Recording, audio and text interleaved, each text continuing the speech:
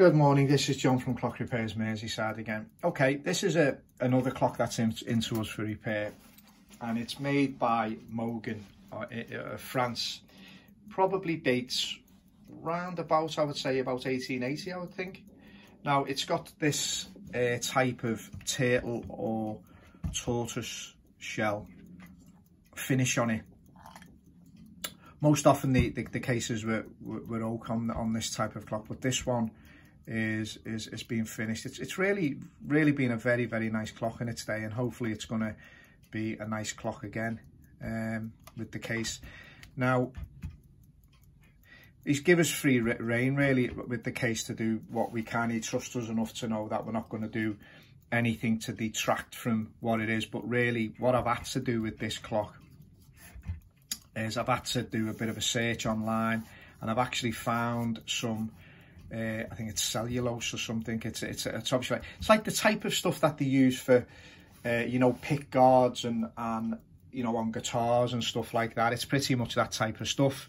So we're gonna be buying some of that, and we're gonna be trying to finish some of this off. Now it's a pretty close match, so hopefully it should look pretty good really. All this is obviously, we thought at first this was brass, but as we've started to clean, we can see it's silver. I don't know whether it's real silver at this point in time. I don't know, it wouldn't surprise me if it was, but there's a bit of the inlay missing. So this thing is, again, you can get on eBay and things like that, so you can sort of finish that off, if you know, you can make it look nice. Thankfully that front panel is in pretty decent shape, so that's a good thing. But as I say, we have a bit of loss on this edge here, a little bit at the top here, and obviously at the bottom a little bit of loss. Obviously everything will be cleaned up. I certainly will, when this is finished, be doing a video on this particular clock when it's finished. Again, it's typically, if you look at the movements, it's typically French. It has a platform escapement on. I think it's probably had that platform escapement since its birth really.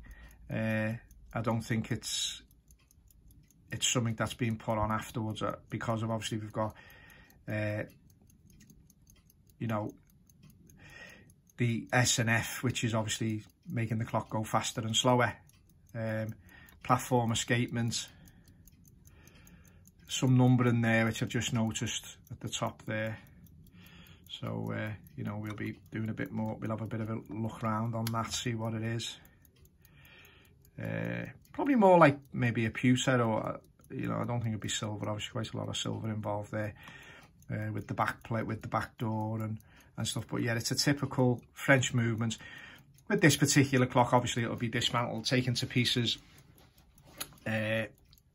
properly cleaned by hand. I mean, I'm not going to start running this through. I mean, I may run the wheels through an ultrasonic, I don't know. I'll probably by hand more than likely. It's a bit early, mate, really. So I'm gonna do that, and probably for what it is, I might just change the mainsprings on this.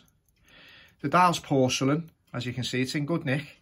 It's in good nick. It's a you know, it's a nice clock. I know the guy whose clock's got it, his mum used to collect antiques, and this is one of his. He's actually got another clock with us that he's getting some service and repair work on it. It's nothing particularly special, you know, so that's just pretty much a service job. But yeah, this is quite nice. This is quite nice. But everything could be done. Everything will be polished up. It'll look really lovely, hopefully, when it's done. I mean, hopefully if that pick guard material, I mean, I've got to do some more measuring. Obviously we want it to look dead right, so that's what we're going to be doing on that. But this is quite a nice clock. I enjoy this type of work, really. As I say, again, really with anything, take a lot of photographs of them, make notes. I mean, you know, it's always good as well. I mean, you know, to take notes and stuff and pictures, because obviously it's a good thing for the customer as well. It's always nice sometimes to give the customer before and after pictures and things, and with some notes and stuff. I mean, some customers like that type of thing, and it sort of adds a bit of a pedigree, if you like, to the clock. I mean, it's had a lot of service work done. Well, not a lot of, I mean, it's been serviced, and it's been serviced correctly. You know, and that's the thing, and it's had the time taken. Yeah, this is obviously a lesser type clock than that one. There's not as much, nowhere near as much money in it, but there's not the same amount of work, so it works both ways, doesn't it? But as I say, he's a nice fella. He's left us a couple of clocks, and he just pretty much said, you know, I just want you to, you know, do what you can, really, with the case. I mean, he's not put us under any real pressure, but I do like to, if I can, I do like to have a good, you know, situation. I like the situation, the clock to be finished properly and it looking well, get it the best we can. We're never going to obviously get it perfect, because, you know, there's bits of twisting in the wood and stuff like that, but other than that, it's a really nice clock, quite unusual. We see quite a lot of this tortoise turtle shell type of effect. I mean, it's I wouldn't have thought it was. I wouldn't have thought, obviously, it was real tortoise shell. I mean, I do know that there is clocks out there that are, but as I say, I'm a little bit unsure and a little bit skeptical about that. I think, you know, they're going to be, I don't know. Some people will probably chime in and say, look, you know, they are this or they are that. I mean, I've had a look around for this pattern, and the closest one I found was a turtle from India, which was a similar effect, but not exact. I mean, I think that it was a lot closer together, the pattern. But other than that, I couldn't say. But I just thought I'd do a couple of short videos, really, on these clocks, just to maybe of interest to someone. As I say, we're doing a variation of clocks. I mean, I think things have slowed for us, but the quality of clocks is you know, there is quite good. We have a 30-hour clock just finished in the other workshop, an early one. We have a normal grandfather clock. We have a grandfather clock at the end of the bench there, being finished. It's going to be put together soon. Yeah, so we've got the consistency of work, but yeah, I suppose at some point we're going to have to, because sometimes we do get quite a few grandfather clocks in, and, you know, bracket clocks, so I think we're possibly going to have to prioritise what we do, and unfortunately that's going to leave a lot of the 1950s stuff and the, you know, later stuff, you know, the later stuff such as Hermley. We're possibly going to have to move away from it, because, you know, we just can't. We tend to, as I say, we have this type of work to do. Then obviously the likes of Hermleys and stuff like that, they can come in between, because we can pretty much, we can turn them around pretty quickly. We can do repairs on them. They're pretty, you know, they're pretty all the same, if you know what I'm saying. You know, the Hermley movements, they're all the same. You can actually buy a new movement. Sometimes it's more cost effective to buy a movement for it, and then put it in. Although I've got to be honest, being honest about it all, I mean, I find the new movements you're buying now for Hermley, the quality isn't there. I mean, you know, we get it where they're supposed to have been regulated, and they're supposed to, that to me is nonsense. It's not happening, because, you know, if you look at the old say, the old escapements on the likes of Hermley stuff, you can see they've been poised and everything, which is obviously, you see all these, you know, little bits, little circles on the you know, on the escapement wheel, you know, the balance wheel. You see that where you get the new stuff, it's just plain. So it hasn't, you know, none of this they've been regulated and all that. I don't believe that for 1 minute, to be honest with you. I mean, and some of the movements you get, there's little tiny faults on them, and, you know, they have, you know, little tiny things which, you know, lucky you know what you're doing. I mean, so you can actually sort of find the fault and sort it out. But, you know, my attitude is, if you're going to buy a brand new movement, it should be working. You should just be able to fit it in the clock virtually. I mean, obviously with a bit of fettling about, because they're different cases, but not where you've actually got to nail enough you know, you may as well just rebuild the other movement. You may as well just work on the other movement, do all the bushing work. You may as well just do that. I mean, I get really annoyed about it, to be honest with you. Really, really annoyed about it. And I think a lot of these people selling this stuff, I mean, they're only getting away with it because, you know, you know, there's not that many of us now. There's not that many places that sell clock parts, and that's the only reason they get it. There's a lot of competition. I think the attitude would have to be different. I think they'd have to make sure things were right. But yeah, that's my opinion on the Hermley situation. I've got to be honest with you. I'll always try and fix them, if I'm honest. I mean, I'll look at them and I'll make a good judgment, and I'll see, I'll work it out. I'll say, you know, is this going to give many years of service, or are there too many things happening with it? You know, and I'd sooner, if I'm honest, I'd sooner spend the time on the older movement, because I just know the new movements, that the quality just isn't there. You can see it straight away. It just isn't there. Just isn't there. And as I say, I don't really care what people say. That's my professional opinion about that one. But yeah, as I say, I do honestly would sooner repair these older clocks. I mean, because, you know, for a fact the quality is really pretty much decent. I mean, you get your American clocks. We do a lot of repairs on American clocks when they come in. Again, it's this sentimental value, and it's this, that and the other. Sometimes, unfortunately, sentimental value goes out the window pretty fast when you give people a quote. I mean, very laughable, that. I often say to them, oh, not as sentimental as we thought. But you know that's what actually happens is. But you know, there's no cheap clock repairs. I mean, there just isn't. I mean, you can't sit there for hours and hours and hours on end doing something, and then it comes around cheap.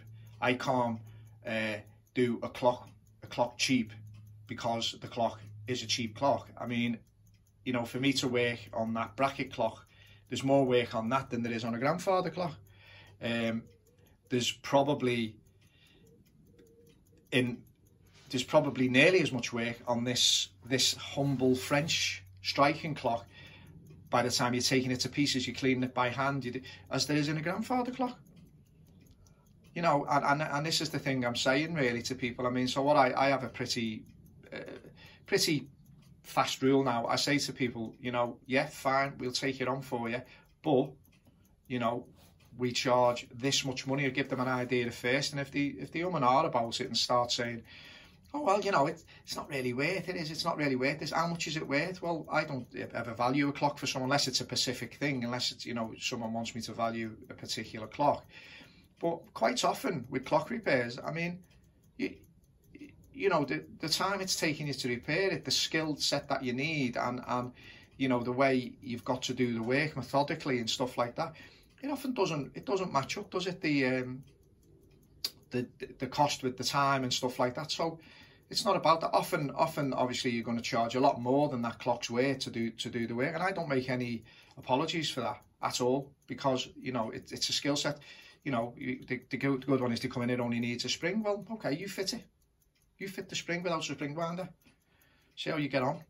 You know, you probably do it with a little tiny clock like this, but you know, thumbing it in, should we, as my uncle would say, thumbing it in type of attitude.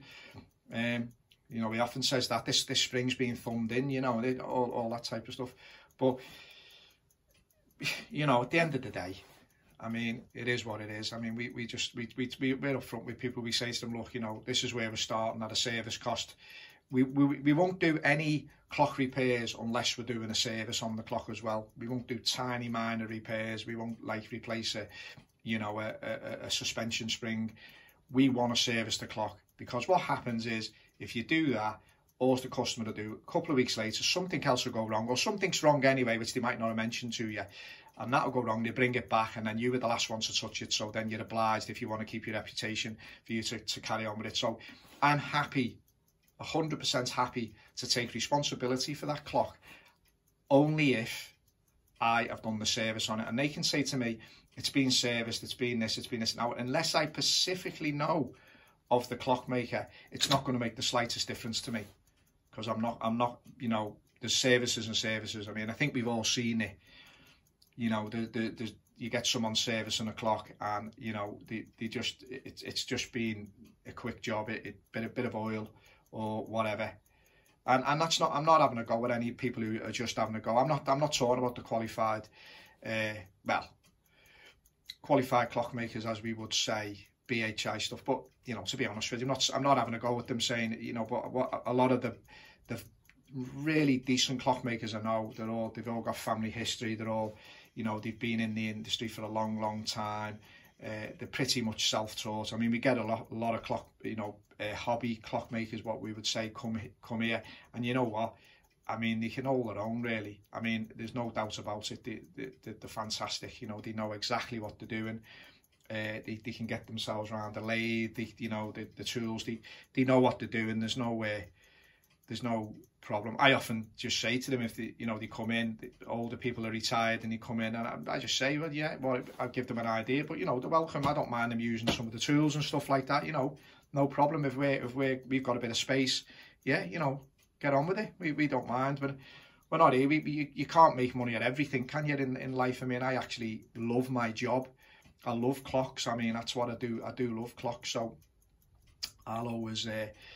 I think that's part of me problem. I'm not sort of money motivated with it. I do make a great living at it, but I don't have a situation where I go, oh, you know what, I'm not taking that on because I'm only going to make this. I'm not taking that on. You know, I do have a genuine love for a lot of clocks, and I know sometimes I'm not going to make as much as what I'm going to make on another clock. But, you know, being honest with you, it's just nice after, you know, especially when the clock hasn't worked for a long time, is actually to achieve and to actually get it running again, and then see the customer's face when they come in, and, you know, you show them the clock and it chimes away and strikes, and, you know, a lot of them are in tears, and it really makes my day. That's the best part of my job, to actually see their childhood memories come flooding back for them. And, you know, it's fantastic. It really is. It's the best feeling in the world. It's better than any money. And you watch them and you know, they're nearly in tears. I mean, we have a box of Kleenex ready most of the time because we know what's going to happen, and it's good to see, and it brings the childhood memories back, and then they start telling you stories about the grandmother, and, you know, and it's good, and it makes my job really, really worthwhile. And that idea that I haven't earned as much money on that as I could on that completely goes out the window, because, as I say, that satisfaction of actually bringing that person's happy memory back, for me, there's no feeling like that. It's the best feeling in the world. It really humbles me. It's such a, and I get that on a regular basis, a pretty regular basis, to be honest with you. So, I mean, it really makes this job, for me, the best job in the world. And as I say, I wouldn't change it. I wouldn't change it for it. I wouldn't want to do any other job. Wouldn't want to do any other job. But I'm very lucky. It's been good to me. It's got me a decent living in life. You know, I don't struggle, thankfully, and, you know, especially the way times are now, you know, the way every bill's going up in the world. That's what pretty much annoys me, when you buy bits and pieces and it's all about the money, and then you don't actually give a crap, do they, when things are not working right, or, you know, it was where it's been tested, and, you know, it's going to take this, we'd send it back. No, nonsense. It's nonsense. But anyway, we have to put up with it. We have to make sure we know what we're doing, so that, you know, you can get past these things. Anyway, this is John from Clock Repairs Merseyside. Had my little rant there, I think. Went off on a tangent about life itself, but anyway, they're my feelings. I will be doing a few more videos on this particular clock, because you know, it's something I can actually, you know, do in sequence, and it's still going to be. But the other clock, I will be doing hopefully some videos on that. But really, that's a clock I probably need to concentrate on, literally concentrate on just that, and not be worried about how it's going to look on YouTube and stuff like that. But, you know, I will do my best to share that experience of doing the repair on that clock with you. Anyway, this is John from Clock Repairs Merseyside, signing off again. Hopefully I'll be back with you soon. You have a great day. Thank you.